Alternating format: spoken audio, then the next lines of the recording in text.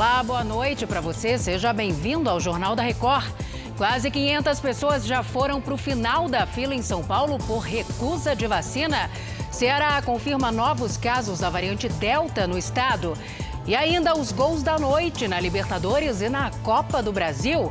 E a primeira nadadora brasileira a ganhar medalha de ouro numa Olimpíada. O Jornal da Record já está no ar.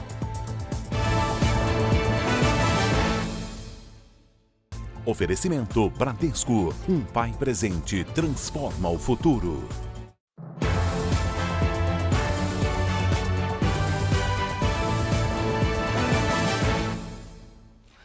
O presidente Jair Bolsonaro afirmou que em breve o governo federal deve recomendar a flexibilização de medidas sanitárias aqui no Brasil. Vamos a Brasília conversar com Matheus Scavazini. Matheus, boa noite para você. O presidente deu um prazo para que isso aconteça, Matheus? Boa noite, Salsi. O presidente disse que a recomendação pode acontecer em poucas semanas. E o principal argumento é o avanço da vacinação em todo o país. Apesar disso, o Bolsonaro não detalhou quais devem ser essas recomendações do governo federal, mas lembrou que já havia solicitado um parecer ao Ministério da Saúde para desobrigar quem já foi vacinado ou infectado a usar máscaras de proteção. O presidente também voltou a criticar a decisão do STF, que divide a decisão sobre as medidas de combate à pandemia com estados e municípios. E também destacou que o governo tem estimulado o turismo no país para recuperar o setor que foi prejudicado pela pandemia. Salsi. Tá certo, Matheus. Já conversamos novamente. E a Prefeitura de São Paulo informou que até agora 445 pessoas assinaram um termo de recusa da vacina contra a Covid-19 por conta da marca do imunizante. Vamos saber os detalhes com o Pedro Leão. Oi, Pedro. Boa noite para você. Boa noite, Salso, e todos que acompanham o Jornal da Record. Essas 445 pessoas agora passam a ficar no fim da fila de vacinação. Isso significa que elas só poderão receber uma dose depois que todos os outros grupos forem contemplados na campanha. A lei municipal que criou essa regra está em vigor há uma semana. A Secretaria Municipal de Saúde informou que para quem se recusa a tomar a vacina, as equipes nos postos alertam sobre os riscos de não ser imunizado e também explicam que a eficácia é semelhante entre todos os imunobiológicos disponíveis. Até esta terça-feira, a cidade de São Paulo havia aplicado quase 10 milhões e 500 mil doses de vacina contra a Covid-19. Nesta quarta, a campanha continua avançando, agora contemplando as pessoas com 27 anos. Salsi. Obrigada, Pedro. Seguimos neste assunto porque o Brasil pode ganhar mais uma vacina no combate à pandemia. A gente vai saber que vacina é essa agora com Pedro Paulo Filho. Oi, Pedro, boa noite para você.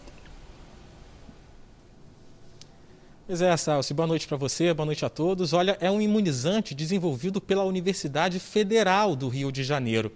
O ministro da Saúde, Marcelo Queiroga, esteve aqui no Rio no projeto de vacinação de moradores do Complexo da Maré. E aí, em coletiva, ele confirmou a elaboração desse imunizante pela UFRJ e disse que ele será submetido à Anvisa para autorização dos testes de fase 1 e 2. Só que a data para isso ainda não foi confirmada. A técnica do UFRJ-VAC é a mesma presente em outras vacinas, usadas há muitos anos, como as da hepatite B e também do HPV. É mais uma esperança para conter o avanço da pandemia no Brasil, né, Salsi? Sem dúvida, a gente fica na expectativa. Muito obrigada, meu querido, pelas informações. E a Baixada Santista alcançou 60% da população vacinada com a primeira dose do imunizante. Em Santos, onde foram identificados casos da variante Delta, o índice de cobertura é ainda maior. A Fernanda Burger tem os detalhes para a gente. Fernanda, boa noite. Boa noite, Salsi. Santos tem cerca de 70% da população com pelo menos uma dose de vacina contra a Covid-19. A cidade confirmou esta semana 3 casos da variante Delta. Uma funcionária de um hotel que não apresentou sintomas e 2 tripulantes de um navio de Singapura, que chegou ao porto no mês passado e está ancorado em alto mar, em quarentena. Os tripulantes continuam internados em um hospital da cidade e o estado de saúde deles é estável. A Anvisa aguarda o resultado de sequenciamento genético feito em tripulantes de um outro navio atracado no Cais Santista. Nesta quarta-feira, o município vacina pessoas acima de 25 anos. Atualmente, Santos tem 28% dos leitos de Covid ocupados. Salce. Obrigada, Fernanda. Agora vamos para o Nordeste, porque o Ceará confirmou mais 2 casos da variante Delta do coronavírus. O Elmar Lima tem as atualizações para a gente. Elmar. Olá, boa noite, Salcio, boa noite a todos. Os 2 novos casos são de uma viajante de 22 anos, moradora de Jaguaretama, e um residente de Ipueiras de 20 anos, ambos no interior do Ceará. Os casos foram identificados pela rede genômica da Fundação Oswaldo Cruz, a Fiocruz Ceará. Os 2 vieram do Rio de Janeiro em voos diferentes no dia 23 de julho, um deles com escala em Guarulhos. A Covid-19 foi detectada após teste rápido realizado no desembarque na capital cearense pelo Centro de Testagem do Aeroporto. Agora, o Ceará contabiliza 6 casos da variante Delta, todos eles oriundos do Rio de Janeiro. Salce. Tá certo, meu querido. Obrigada pelas informações. A Câmara Municipal de Araraquara rejeitou a abertura de impeachment do prefeito Edinho Silva, do PT. Esse pedido foi protocolado pelo deputado federal Eduardo Bolsonaro, que esteve na cidade na última segunda-feira, e por alguns vereadores. Voltamos a conversar agora com Matheus Escavazini em Brasília. Matheus, fala pra gente, por favor, qual era a justificativa deste pedido. Salce, o pedido de impeachment se baseou em suspeitas de irregularidades na compra de 25 respiradores sem licitação de uma empresa do ramo de bijuterias e acessórios. Nessa terça, a Câmara de Araraquara arquivou o pedido de impeachment pelo placar de 13-4. O prefeito Edinho Silva, do PT, tem apoio da maior parte dos vereadores. Os respiradores estavam orçados em cerca de 4 milhões de reais, sendo que 1 milhão foi pago antecipadamente. A empresa que vendeu os equipamentos foi condenada pela Justiça e obrigada a devolver o dinheiro para a Prefeitura. Salce. Matheus, eu sigo com você porque o presidente Bolsonaro sancionou o projeto que regulamenta a educação bilíngue para os surdos. Agora fala para a gente também para quais instituições, Matheus, de ensino essa regra vai valer a partir de agora. Salce, essa medida deve ser aplicada em escolas comuns, classes e polos de educação bilíngues de surdos. O texto define como educação bilíngue quando se considera a língua brasileira de sinais, Libras, como primeira língua e o português escrito como segunda língua. Essa modalidade deve começar ainda na educação infantil e esse apoio especializado pelas escolas não poderá impedir o aluno de se matricular em classes regulares. O projeto foi proposto no Senado Federal e aprovado na Câmara no mês passado. Salce. Tá certo, Matheus. Muito obrigada. Boa noite para você. O reajuste negativo nos planos de saúde, anunciado recentemente pela Agência Nacional de Saúde Suplementar, vai contemplar cerca de 19% dos contratos. Isso porque a redução aprovada se aplica apenas aos planos individuais. O recém-impossado diretor-presidente da ANS, Paulo Rebelo, destacou a queda no JR Entrevista. Primeiro ano na história, de 21 anos de agência, em que houve uma redução no número de reajuste. É um percentual de menos 8,19, que é o que foi aprovado. E o reflexo disso é exatamente a redução do número de utilização no ano passado, em razão da pandemia, do isolamento social. Então, o reflexo disso foi uma redução na frequência por parte dos beneficiários e aí desencadeou nesse ano, ou seja, no reajuste que foi aplicado, a partir desse que será aplicado, que está sendo aplicado nesse ano, uma redução de menos 8,19. Agora, que curioso, em plena pandemia você tem uma redução aí da utilização dos serviços. O que aconteceu? As pessoas ficaram mais em casa e evitaram ir aos hospitais, foi isso? Os próprios hospitais, eles não estavam atendendo alguns pacientes. Se você for olhar, alguns médicos procuravam não atender, aquelas cirurgias eletivas não estavam sendo realizadas, porque são aquelas cirurgias que você pode marcar no outro momento. Então, tudo isso acabou fazendo com que as pessoas deixassem de procurar os leitos, os hospitais e etc., muito embora a agência sempre tenha alertado para que aquelas doenças crônicas, doenças que você tenha que ter um tratamento, que tenha que estar sempre acompanhando através do seu médico, que você o procurasse. Nos destaques internacionais, os Estados Unidos anunciaram nesta terça-feira que já doaram mais de 100 milhões de doses de vacinas contra a Covid-19 para outros países do mundo. Mais detalhes com a correspondente Evelyn Bastos. Ao todo, mais de 60 países foram beneficiados com as doações. Entre eles, Brasil, Argentina, Bolívia, Equador e Colômbia, na América do Sul. O vizinho México também faz parte da lista de nações que receberam as doses. Só para países do continente americano, foram mais de 30 milhões de vacinas.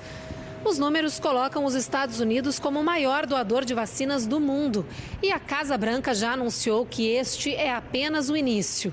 Em entrevista coletiva, o presidente Joe Biden criticou os estados que rejeitaram as recomendações das autoridades de saúde e pediu novamente que todos se vacinem. 70% dos adultos receberam ao menos uma dose em todo o território norte-americano. Salce. Israel vai retomar a quarentena obrigatória para viajantes que chegam do exterior. A correspondente Bianca Zanini tem mais informações. Qualquer pessoa chegando a Israel da Itália, dos Estados Unidos, da França ou de outros 15 países vai ter que ficar em quarentena por pelo menos 7 dias, mesmo que esteja completamente imunizada contra a Covid. Os casos de coronavírus voltaram a subir em Israel.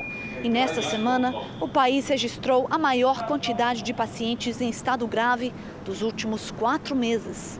O primeiro-ministro Naftali Bennett disse que a previsão é de que esse número possa quadruplicar nos próximos 20 dias. E também afirmou que mais restrições devem ser impostas para conter a disseminação do vírus. De Tel Aviv, Bianca Zanini. Nos Estados Unidos, um passageiro foi amarrado ao assento de um avião depois de assediar e ofender 2 comissárias de bordo. Maxwell Berry, de 22 anos, estava no voo com destino a Miami, na Flórida. Um vídeo gravado por outros passageiros mostra o homem agindo violentamente com o comissário. Em seguida, ele é contido e preso ao assento com fita adesiva. O assunto agora é a Olimpíada de Tóquio e a quarta-feira amanheceu dourada no Japão. Isso porque a nadadora Ana Marcela Cunha conquistou o ouro para o Brasil na maratona aquática. Quem está lá e conversa com a gente é o enviado especial André Tal. Oi, André, notícia boa, hein? Boa tarde para você por aí. Boa noite, Salsi. Boa noite a todos que nos acompanham. A Ana Marcela fez história aqui em Tóquio.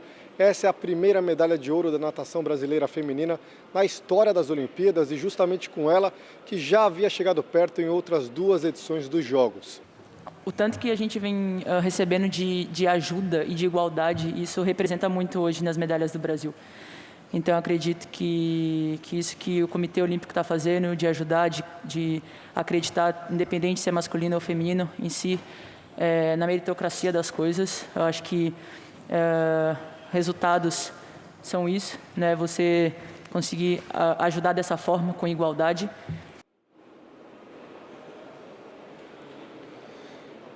Boa sorte e parabéns para Ana Marcela. Agora no vôlei de praia, o Alisson e o Álvaro perderam para a dupla da Letônia e estão fora das Olimpíadas. É a primeira vez desde que o esporte estreou em Olimpíadas em Atlanta, 1996, que o Brasil não vai levar nenhuma medalha no vôlei de praia, tanto no masculino quanto no feminino. Mas deu para a gente se emocionar com o Thiago Braz, bronze no salto com vara, que recebeu a medalha de bronze, subiu ao pódio nesta quarta-feira aqui do Japão. Essa é a segunda medalha olímpica do Thiago Braz, a gente lembra que ele levou o ouro no Rio em 2016. Já no skate feminino na categoria parque, o Brasil está na final com 2 competidoras, a Indiara Aspe e a Dora Varela. Boa sorte para as brasileiras nessa final que acontece nessa quarta-feira aqui em Tóquio. Salsi! Obrigada, André, pelas suas informações. E realmente, né, as mulheres estão dando um show nas competições, as atletas brasileiras. Agora a gente vai ver como está o quadro de medalhas. A China segue na liderança com 32 medalhas de ouro, 21 medalhas de prata e 16 medalhas de bronze. Os Estados Unidos têm 25 medalhas de ouro, 29 de prata e 21 medalhas de bronze, um total aí de 75 medalhas. O Japão está em terceiro lugar com 19 medalhas de ouro, 6 de prata e 11 medalhas de bronze. O Brasil aparece em 14º lugar, ali no final do telão, como você acompanha, com 15 medalhas. 4 de ouro, 3 de prata e 8 medalhas de bronze. A Assembleia Geral Extraordinária da CBF, nesta terça-feira, não decidiu o futuro do presidente afastado Rogério Caboclo. A Comissão de Ética não entregou o relatório final sobre a acusação de assédio sexual e moral de Caboclo contra uma funcionária. A principal definição foi manter o vice-presidente Coronel Nunes no comando da CBF até que a situação de Caboclo seja resolvida. E agora o futebol, a terça-feira teve time classificado na Copa do Brasil e na Libertadores, que vai ter 5 clubes brasileiros nas quartas de final. Veja. No Maracanã, o Fluminense venceu o Cerro Porteño do Paraguai. O artilheiro Fred, de pênalti, fez o único gol do jogo. O Fluminense enfrenta o Barcelona do Equador nas quartas da Libertadores. E em Porto Alegre, o Grêmio eliminou Vitória na Copa do Brasil. Também com um gol de pênalti marcado por Jean-Pierre. O time gaúcho vai receber 3,5 milhões de reais pela classificação às quartas de final do torneio. Bolada, hein? Essa edição do Jornal da Record termina aqui. Outras informações no Fala Brasil, às 8h30 da manhã. Você fica agora com o Fala que eu te escuto. Uma boa noite para você. Cuide-se. Tchau.